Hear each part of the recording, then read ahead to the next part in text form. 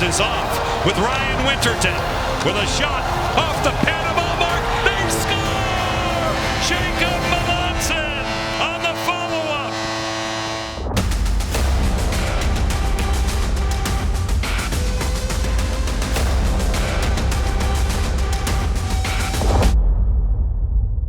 The Kraken have bounced back from the Olympic break, and now they're playing the type of hockey that has them in playoff contention.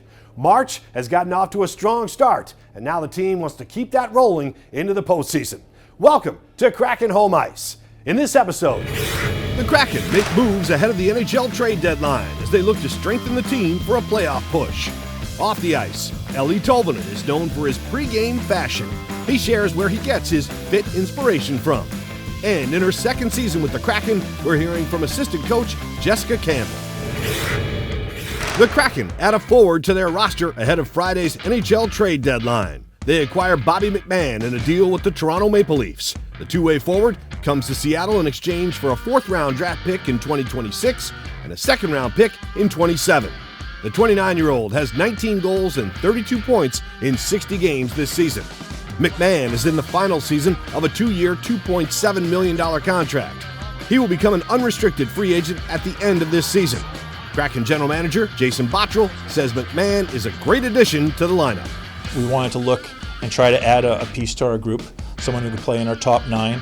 We look at Bobby as a player that brings speed to our lineup, gets pucks to net, gets to the net, and I think can complement the rest of our group very well. And we talked a lot about making sure our chemistry with our group stayed the same, making sure that our young players still had an opportunity to grow. More good news for the Kraken. The captain is sticking around. The team signed Jordan Eberle to a two-year contract extension worth $11 million. Eberle leads the team this season with 22 goals and 42 points. He's very happy to call Seattle his home. My family and myself, we love the city of Seattle, the ownership group, everything, the commitment that they have to winning. I've just been on board, and then obviously in the situation that we've put ourselves in a chance to, obviously push and get into the playoffs, and not just that, but have a position to go deep in the playoffs. And it's been an exciting year, and it's going to be an exciting down the stretch here with all the meaningful games we're going to be playing. Since day one, really, my time here has been great. The fans, even in a tough first season, they were great, and they've been continuously great. And I think that obviously the fond memories of playing in the playoffs and the energy that we had in that building, I think that's something that I look forward to for this year. Since day one, he's been a great leader to for this whole organization. He's a guy that a lot of the young guys look up to, and obviously he's been through a lot in his career, so you couldn't ask for a better leader. He creates so much off the walls.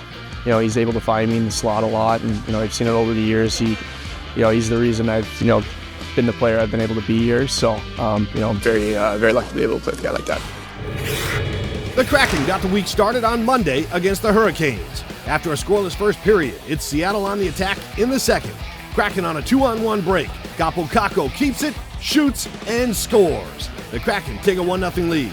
Still in the second, the Kraken strike again. Ben Myers gives it up, gets it back, and scores. The Kraken take a 2-0 lead. What a night for Joey Daccord. Daccord was unconscious in goal. He stopped 35 of 36 shots as the Kraken knock off the Canes 2-1. You guys battled, and you were committed, you blocked shots, you had good sticks, right down to the bitter end. Great job at the end on the kill there, okay? Great job, Joey. Hell of a game, all right? It's a huge win, man. Let's keep this thing rolling. Who's got it?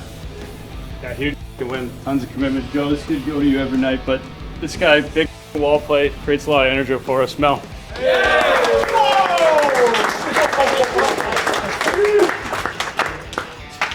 Hell of a win, fellas. Tons of hits, tons of blocks. Let's keep it going.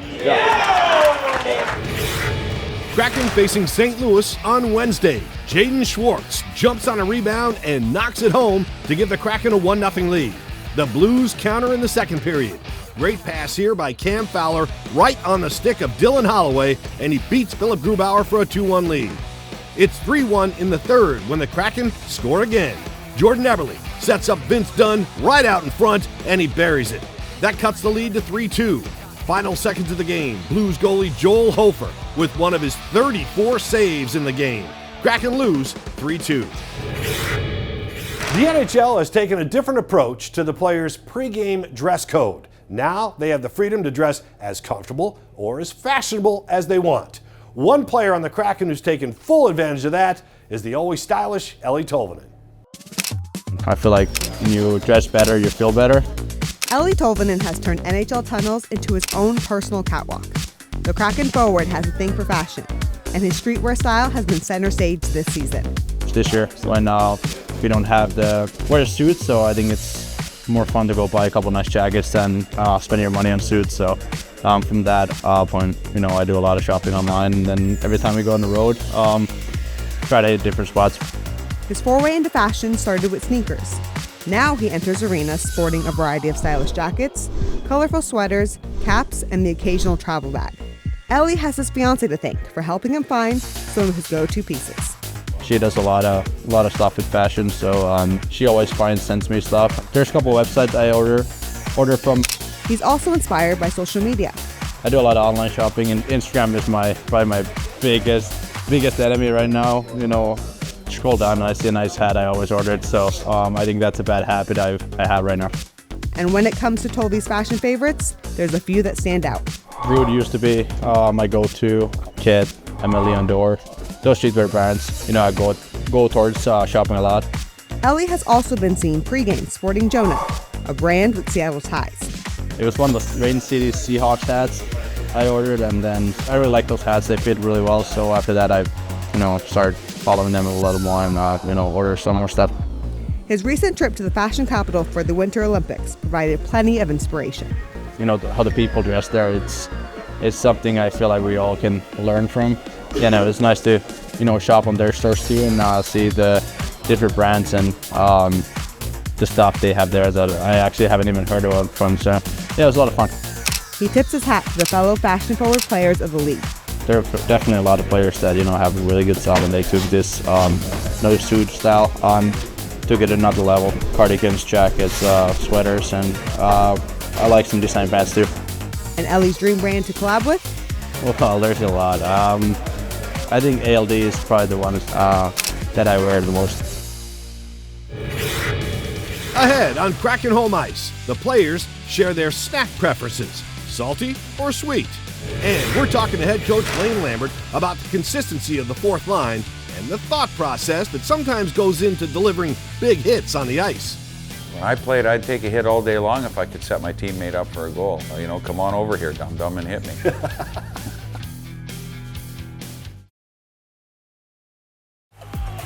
March 2nd, known as Kraken Day in Seattle, is a day to say thank you to the fans and community who've been committed to the team since becoming the 32nd NHL organization. All week long, fans were able to bid on baskets put together by the players and coaches. That includes a basket put together by head coach Lane Lambert. 5 straight home wins is a franchise best. In the middle of that streak was the Olympic break. We talked to head coach Lane Lambert about the effect that break had not only on his team, but the entire NHL. We practiced real well, in the 5 or 6 practices we had coming out of the Olympic break before those games. I just feel like, our execution wasn't good enough. I felt like over the course of the league, you kind of saw a little bit of a lack of execution from a lot of different teams. I think the hockey's gotten better, over the last week because of it. It's interesting though that you kind of take that observation of the league, because you always seem to do that with me. I'm always like, what about this? And you're like, well, let's take a bigger picture of the whole league, and for you to notice that maybe the play wasn't, it took a little bit for everybody to get back from this break and get back into their NHL schedule. Teams that lost like we did, you're talking about, where did you go wrong, or where did you go wrong over the break, or whatever. But certainly there was some element of rust involved with every team. Let's talk about the Carolina game earlier in the week. It was a great win for you guys. Physical game, which seemed to kind of escalate as the game was going on, more and more hitting. Do you feel like sometimes that physical play is infectious to other players on the team? I think you can have that for sure. I think, for us, our first 2 home games back, the fans have been terrific. That's infectious as well, the noise that they make. And certainly, I don't think there's a building in the league that doesn't get excited about a good hit. So there's no question that it ramps up the energy. And you know, I thought Alexiak was great in that game. He had 11 hits. You know, our record is really good with Melanson in. He's a hitter. You know, so there's certain elements of the physical play that certainly make a difference. You bring up Alexiak. I've been watching him for years, and at 6'7", 250, I'm waiting for him to start laying guys out, and it's not really in his game. It didn't seem like. I was surprised he had a career-high 11 hits the other night. What have you seen in his game that's changed? I think he's a big body. He gets in the way a lot. You know, and at times the one thing about a guy, you know, in his physical play, if you're supposed to be a physical player, you can't run out of position doing it. And you know, it's one thing to get a big hit. It's another thing to have somebody draw you in and say, okay, come and hit me. I'm going to give it to this guy so he can score a goal. So there's a bit of element of intelligence to you know, Jamie's hitting, and that's potentially why there isn't, you know, 11 hits a night. And it's interesting to hear you say that, because drawing guys out of position. It's like a football player going for the turnover when you miss the tackle just to try to get the ball, and the guy goes for a touchdown. When I played, I'd take a hit all day long if I could set my teammate up for a goal. Yeah. You know, come on over here, dum-dum, and hit me.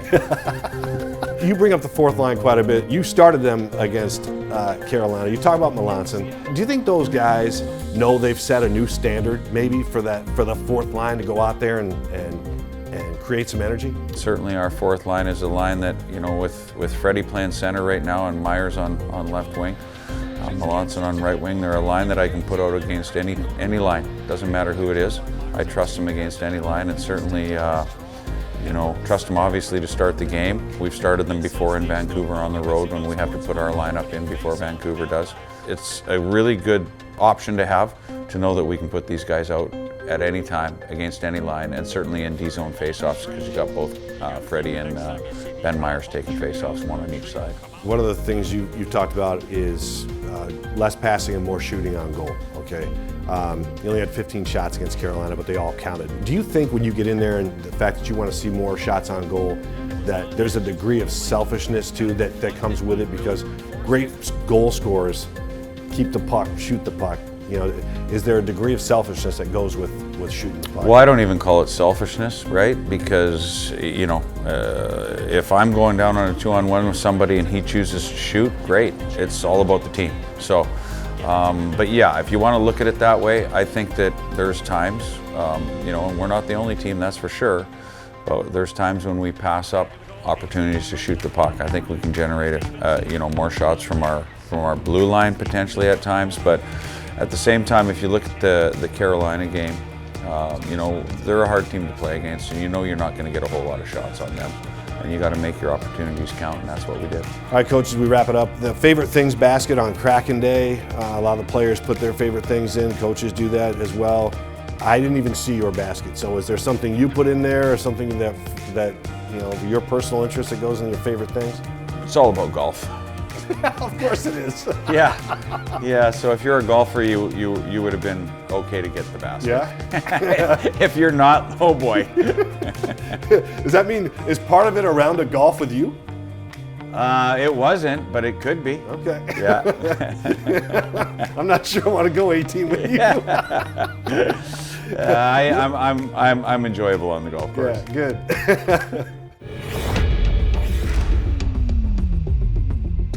Tonight, it's not about slap shots or power plays. We're putting the Kraken on the spot with a much tougher question. In this week's shootout, we're finding out when it comes to snacks, are the players reaching for something salty or satisfying their sweet tooth? Sweet. Salty. Sweet. Depends, yeah, I'll go sweet. Salty. Salty. Sweet. Salty. Sweet. Sweet.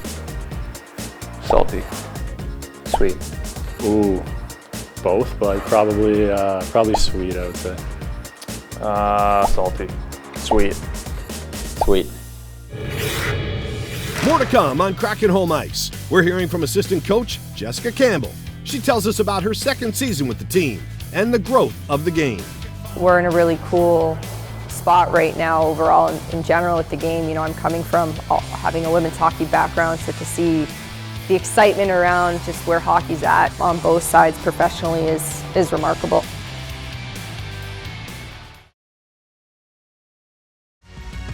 The Kraken will celebrate women in hockey on Tuesday when they play Nashville.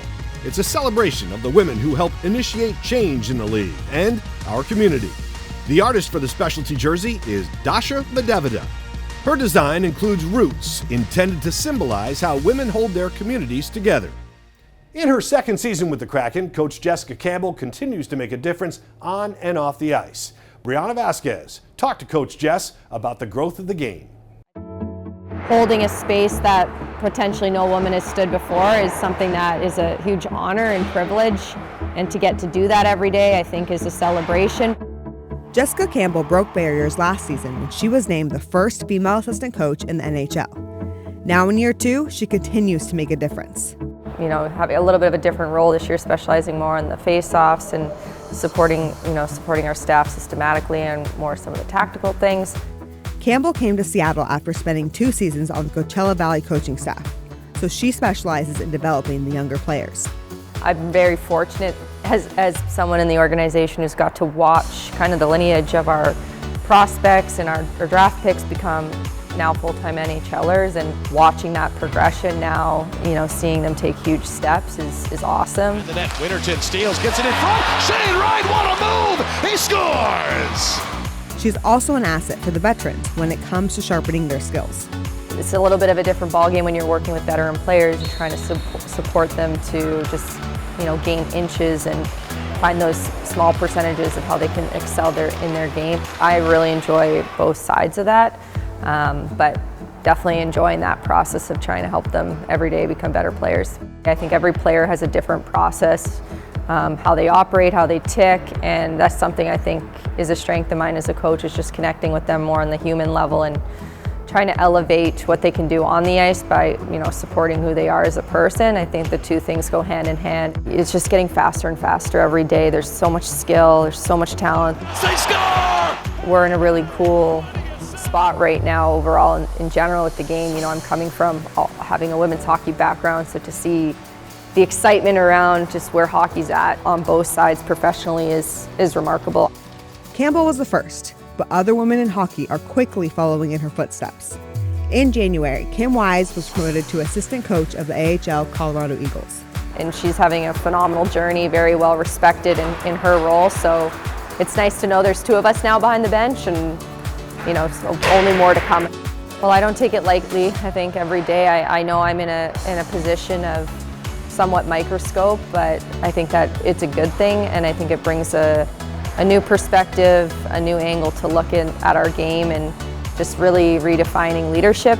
You know, I try to model and share my experiences, especially the last 4 years, coming through some of these firsts. I try to pass that on to the other female coaches that reach out to me ongoing, and even a lot of male coaches that have reached out and tried to, you know, get insight on my journey and how that can help them. I know that if I would have had a coach in this position, I would have leaned on that coach as a resource, and so I'm trying to be that resource and hopefully teach them some of my mistakes so that they can kind of skip steps, but just use it as a blueprint, because I didn't have a blueprint to follow, and tried to carve my own path and found my way, and I think I failed a lot along the way, but I found success in that. Campbell is setting an example for the next generation. You know, just to know that there's young kids and families bringing their daughters and sons, and that there's conversations around, you know, dinner tables about what that means and what that means for opportunity in sport, I think is what I take, you know, a lot of meaning behind, and it inspires me every day to continue to show up and do what I do to the best of my ability. Next on kraken-home-ice, local artist Damon Brown is sharing the creative process he went through when creating his designs for Black Hockey History Night. You know, my mind's just like a constant rolling camera or video that I'm just taking things, and then when something pops up, then I can revisit those things and create something. So my inspiration is just constant. Plus, we're getting a behind-the-scenes look at how Kraken broadcaster and former NHLer JT Brown gives back to the community.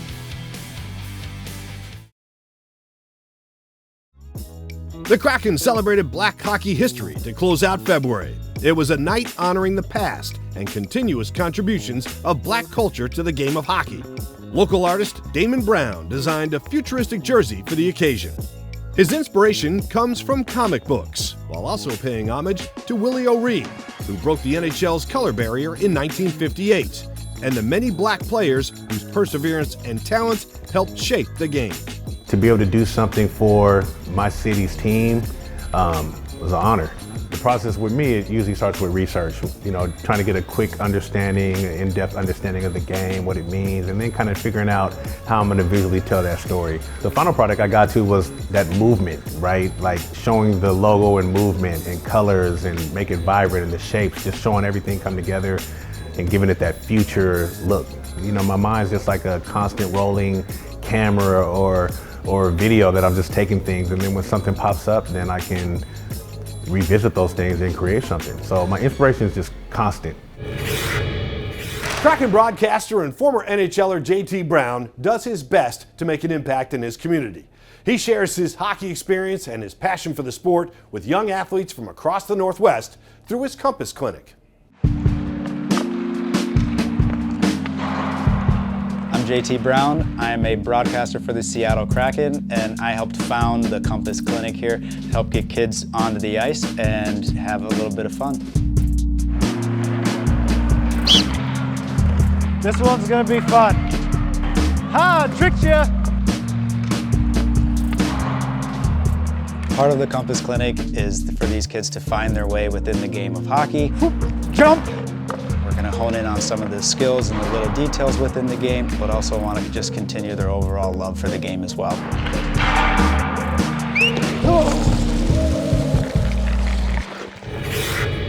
There's a lot coming up at Climate Pledge Arena. The week kicks off with WWE and Monday Night Raw. Then on Tuesday, it's the Kraken versus the Nashville Predators. The Seattle Torrent hosts the Boston Fleet on Wednesday. And on Thursday, it's the Kraken versus the Colorado Avalanche. It is a busy March ahead for the Kraken with a playoff spot on the line. And that'll do it for this episode of Kraken Home Ice. Thanks for looking in. We'll see you next week.